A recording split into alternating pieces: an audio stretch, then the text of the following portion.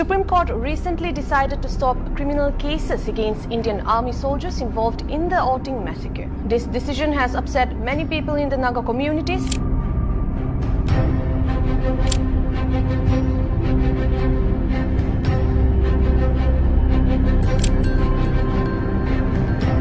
Botched counter-insurgency operation in Nagaland's Mon district in 2021 that had actually led to the killing of 13 Naga young people.